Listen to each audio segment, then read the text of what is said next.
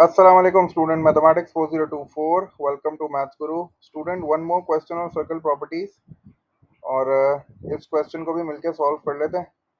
The question says the diagram shows a circle center O that passes through A B C and D. ठीक है. अच्छा, अब centre भी दे रहा है. ठीक है, सेंटर भी नजर आ रहा है. इसका मतलब है property number 1 angle at centre and angle at circumference. Diameter यहाँ कोई नजर नहीं आ रहा मुझे. इसका मतलब है कि प्रॉपर्टी नंबर 2 मैं यूज नहीं करूंगा. प्रॉपर्टी नंबर 1 तो पक्की यूज हो रही है, नजर भी आ रही है. ठीक है, ये एंगल एट सेंटर बन रहा है एक्स और ये एंगल एट सर्कमफेरेंस है.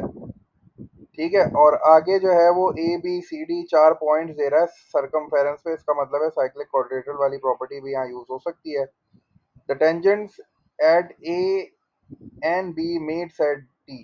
ठीक है. अच्छा, अब ये वाली जो प्रॉपर्टी है, याद करो सिमेट्रिकल प्रॉपर्टीज में जब एक एक्सटर्नल पॉइंट से दो टेंजेंट्स ड्रॉ होते थे तो ये भी ट्राइंगल जो है आइसोसेलेस ट्राइंगल है, क्योंकि आपको पता है कि ए टी और बी टी ये दोनों के दोनों जो है वो लेंथ में बिल्कुल बराबर होंगे, क्योंकि ये दोनों टेंजेंट हैं फ्रॉम द एक्सटर्नल पॉइंट. तो ये वाली प्रॉपर्टी भी याद है हमें, सिमेट्रिकल प्रॉपर्टीज में हमने पढ़ा था. ठीक है, तो ये आइसोसेलेस ट्राइंगल हो गया समझो. और बाकी चीज़ें तो हमें समझ में आ रही हैं. ये रेडियस बना हुआ है. ठीक है, ये भी रेडियस है, ये भी रेडियस है. और आपको पता है कि रेडियस और जब टेंजेंट मिलते हैं तो 90 डिग्री का एंगल बनता है. तो ये पूरा का पूरा जो है ना, ये आपकी टेंजेंट है और ये आपका रेडियस है, तो दोनों के दरमियान एंगल 90 डिग्री होगा. तो ये सिमेट्रिकल प्रॉपर्टीज का कॉम्बिनेशन है सर्कल प्रॉपर्टीज के साथ. सिमेट्रिकल प्रॉपर्टीज वो रेडियस और टेंजेंट और कॉर्ड वाली जो प्रॉपर्टीज थी उनको हम सिमेट्रिकल प्रॉपर्टीज बोलते हैं. और जो हमारे पास दूसरी प्रॉपर्टीज हैं, जैसे angle at centre, angle at circumference, angle in a semi circle, angle in the same segment, cyclic quadrilateral, angles in the alternate segment, तो ये सारी प्रॉपर्टीज को हम लोग सर्कल प्रॉपर्टीज कहते थे. ठीक है, तो वैसे तो दोनों सर्कल प्रॉपर्टीज हैं, लेकिन दोनों को जो है वो मतलब हमने ब्रेक कर लिया था ताकि ये कि हमें समझने में आसानी हो. तो जल्दी से शुरू करते हैं. चार वेरिएबल्स हैं यहाँ भी. We have to find the value of X Y T and G. तो सबसे पहले हमने डिसाइड तो कर ही लिया है कौन कौन सी प्रॉपर्टीज हम यूज करने वाले हैं. आइसोसेलेस ट्राइंगल का कॉन्सेप्ट यूज करने वाले हैं. रेडियस और टेंजेंट के दरमियान एंगल जो 90 डिग्री है वो कॉन्सेप्ट यूज करने वाले हैं.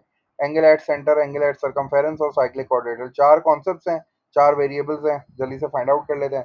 सबसे पहले एक्स को फाइंड आउट कर लेते हैं. एक्स आसान लग रहा है क्योंकि एक्स जो है वो एंगल एट सेंटर है. ठीक है, अगर आप ये पॉइंट डी की बात करो और आप इस पॉइंट बी की बात करो, तो ये दोनों मिलके जो है वो सेंटर पे एक एंगल बना रहे हैं जो कि एक्स है. और यही जो आर्क है आपकी, ये आपका सरकमफेरेंस पे भी एक एंगल बना रही है जो कि 53 है. तो एक्स जो है वो डबल हो जाएगा 53 का. तो बस मुझे कोई काम नहीं करना, मुझे सिर्फ 53 को 2 से मल्टीप्लाई करा देना है. तो ये बन जाएगा 106. इसका मतलब है कि एक्स की वैल्यू जो है that is coming out as 106.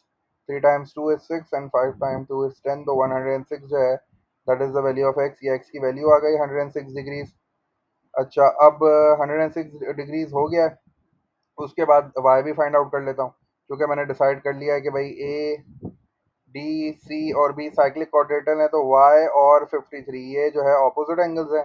तो वाई निकालने के लिए मैं क्या करूँगा, 180 में से 53 को माइनस कर दूंगा. तो बड़ा आसान से तरीके से ये भी फाइंड हो गया. 180 माइनस 53 हो गया.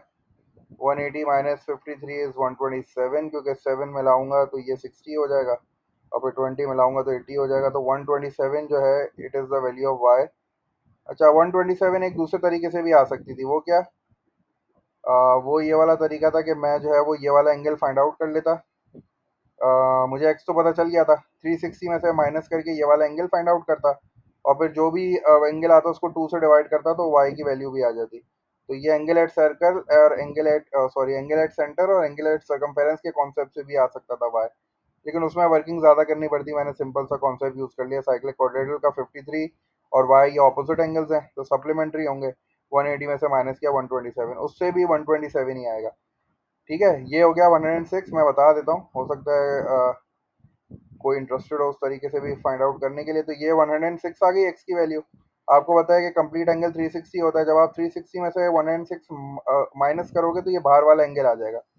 ठीक है, अब ये बाहर वाला एंगल जब आएगा ना तो ये एंगल एट सेंटर हो जाएगा, ये एंगल एट सर्कमफेरेंस हो जाएगा. तो बाहर वाला एंगल आएगा तकरीबन 254 आ जाएगा. 254 को जब आप 2 से डिवाइड करोगे तो 127 वाई की वैल्यू आ जाएगी.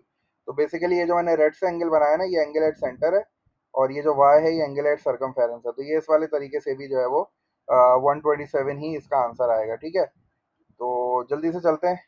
दो वेरिएबल्स हमारे रह गए, एक तो जी रह गया, पहले जी फाइंड आउट करना पड़ेगा, उसी के बाद टी आएगा। तो जी के लिए आइसोसेलेस ट्रायंगल वाला कॉन्सेप्ट यूज करते हैं। ये जो ट्रायंगल आपको नजर आ रहा है ATB, this is an isosceles triangle. अगर ये जी है तो इसका मतलब होगा कि ये वाला एंगल भी जो है ना डेफिनेटली जी होगा। तो आपको पता है कि अगर एक एंगल आइसोसेलेस ट्रायंगल का गिवन होता है तो आप क्या करते हो, 180 में से उसको माइनस करते हो, सिंपल। 180 में से जब आप 62 को माइनस करोगे तो यू विल गेट 118, क्योंकि 8 मिलाओगे तो 70 हो जाएगा, फिर 10 मिलाना पड़ेगा। तो 118 आ गया। और चूंकि आपको पता है कि बाकी के दो एंगल्स जो हैं वो बिल्कुल इक्वल है, तो आपने जो है वो 118 को 2 से डिवाइड कर देना है। 118 को जब आप 2 से डिवाइड करोगे तो 2 टाइम्स 5 इज 10, और एक आगे चला जाएगा 50, ये 2 टाइम्स 5 इज 10, एक आगे 18 हो गया, तो 59 इज द वैल्यू ऑफ जी। जी की वैल्यू जो है वो 59 आ गई मेरे पास। ठीक है, जी is coming out as 59 degrees. अब चूंकि मुझे पता है कि I need to find the value of T as well, तो टी तो बहुत आसान हो गया, क्योंकि आपने अभी देख लिया था कि भाई ये है रेडियस और ये है टेंजेंट। तो रेडियस और टेंजेंट हमेशा 90 डिग्री पे मीट अप करते हैं, तो जी की वैल्यू जो है वो मेरे पास आ गई है 59। तो in order to find out the value of T मुझे क्या करना पड़ेगा, 59 को 90 में से सिर्फ सब्ट्रैक्ट करना है। 90 माइनस 59, तो that will be equals to 31, क्योंकि एक मिलाऊंगा तो 60 हो जाएगा और फिर 30 मिलाने पड़ेंगे। इसका मतलब है कि the value of T is coming out as 31 degrees. ठीक है, तो ये एक छोटा सा सवाल था एक। ठीक है, 4 वेरिएबल से एक्स और 53, ये तो आपको समझ ही आ रहा है, एंगल एट सेंटर है, डबल हो गया, एक्स की वैल्यू आ गई 106।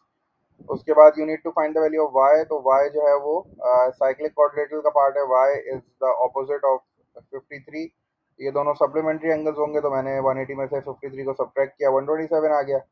उसके बाद मुझे ये जी फाइंड करना था। मुझे पता है ये एक्सटर्नल पॉइंट है, यहाँ से जो दो टेंजेंट ड्रॉ होती हैं दोनों की लेंथ बराबर होती है, उसका मतलब है ये ट्राइंगल आइसोसेलेस हो गया। ये जी है तो ये भी जी होगा डेफिनेटली। तो 62 गिवन था, 180 में से 62 को माइनस किया, जो भी आंसर आया 2 से डिवाइड किया, जी की वैल्यू आ गई। और टी को फाइंड आउट करने के लिए मैंने देखा कि भाई ओ से लेके बी जो है वो रेडियस है, और ये इस पे टेंजेंट बनी हुई है। ठीक है, तो रेडियस और टेंजेंट हमेशा 90 डिग्री पे मिलता है।